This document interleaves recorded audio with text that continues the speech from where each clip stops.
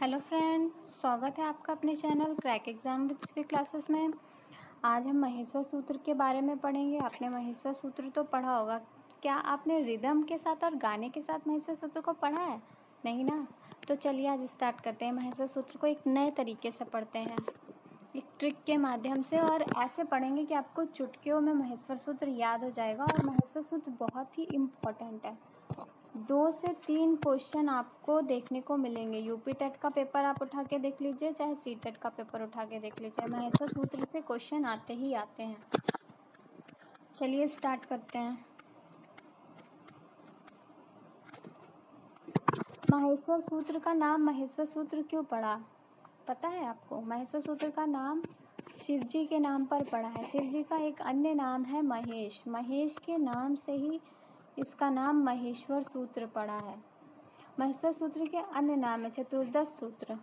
चतुर्दश सूत्र इसलिए कहते हैं क्योंकि चतुर्दश मतलब होता है 14 सूत्रों की व्याख्या इसमें की गई, इसलिए इसे चतुर्दश सूत्र कहते हैं। प्रत्याहार सूत्र प्रत्याहार बनाने के काम आते हैं, इसलिए इन्हें प्रत्याहार सूत्र कहा गया। शिव जी के नाम से तो शिव सूत्र कहा गया। वर्ण समवाय, वर्णों का इससे उच्चारण होता है, इसलिए इसको वर्ण समवाय भी कहते हैं। महेश्वर सूत्र के बारे में ये एक श्लोक प्रचलित है। नत्तावसाने नटराज राजो लनाद ढक्काम नव पंचवारम ऊर्ध्वूर्त कामासनकादि सिद्धान एतदिमर्षे शिव सूत्र जालम।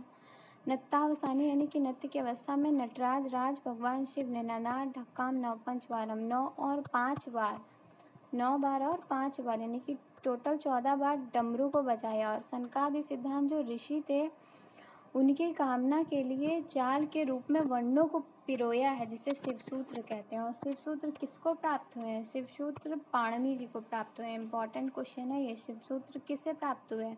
पाणिनि जी को। शिवसूत्रों की संख्या कितनी है? 14। कहाँ से निकले हैं? शिव जी के डमरू से निकले हैं। क्या कौन से सूत्र हैं? माहेश्वर सूत्र हैं। अन्य नाम इसकी चर्चा हमने आगे कर ली है। महेश्वर सूत्र 14 है, जो कि इस प्रकार है। अयुर्लिके अंग अयोच अयुर्लिके अंग अयोच है वरट लन यम गणनम छभय गढ़ 10 जब गढ़ 10 खफट चट तव कपय शश शर हल। ये थे हमारे महेश्वर सूत्र।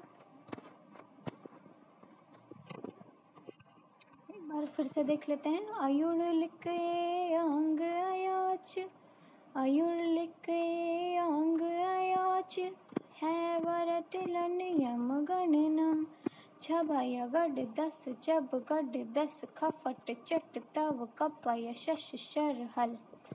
इसमें महेश्वर सूत्रों की संख्या 14 है और प्रथम 4 सूत्रों में स्वरों का वर्णन है। स्वरों का अन्य नाम अच भी है।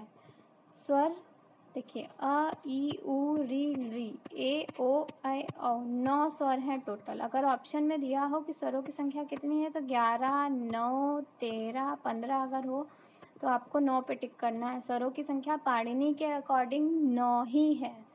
और ये जो अंतिम वर्ण होता है ये इत संज्ञक वर्ण होता है। अंतिम वर्ण इत संज्ञक वर्ण होता है और इसकी इत संज्ञा होती है। इसे महेश्वर सूत्र में नहीं गिना जाता। इसका काम सिर्फ प्रत्याहार बनाना होता है। इससे सिर्फ प्रत्याहार बनते हैं। फिर 5वें और 6ठे सूत्र में हैवरट लर्ण में अंतस्थ वर्णों का परिचय दिया गया है। अंतस्थ वर्णों की संख्या पूछता है कि अंतस्थ वर्णों की संख्या कितनी है, तो 4 य व र ल। इसमें हाँ को नहीं गिना जाता। महेश्वर सूत्र में हाँ वर्ण 2 बार आया है, इसलिए ये वाले हाँ को नहीं गिना जाता है। अंतस्थ वर्ण में या ऐसे क्वेश्चन पूछ लेता है कि इनमें से कौन अंतस्थ वर्ण है। 4 ऑप्शन दे देगा और कहेगा कौन अंतस्थ वर्ण है, पहचानिए। पंचम वर्ण प्रत्येक वर्ग का 5वां अक्षर होता है। पंचम वर्ण क ख ग घ अंगा च छ ज झ इया ट ठ ड ढ र त थ द न प फ ब भ म। तो प्रत्येक वर्ग का ये 5वां अक्षर होता है। चतुर्थ वर्ण 8वें और 9वें सूत्र में वर्णन है और ये लास्ट वाले को नहीं गिनेंगे, इत संज्ञक वर्ण है।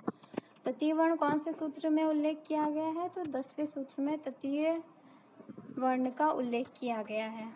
फिर द्वितीय और प्रथम वर्ण का उल्लेख किस में है, तो द्वितीय और प्रथम वर्ण का उल्लेख हमारे 11वें और 12वें सूत्र में है। ऊष्म वर्ण, ऊष्म वर्ण किसे कहते हैं और ऊष्म वर्णों की संख्या कितनी है? तो देखिए श ह ऊष्म वर्णों की संख्या हो गई 4। ऊष्म वर्ण वे वर्ण होते हैं जो बोलने पर हमारे मुख से ऊष्मा निकलती है, इसलिए इसे ऊष्म वर्ण कहते हैं। तो आज की वीडियो में बस इतना ही। आशा है कि आपको वीडियो अच्छी लगी होगी, और अगर अच्छी लगी है तो लाइक करिए, कमेंट करिए, सब्सक्राइब करिए और अपने सुझाव दीजिए। Thanks for watching.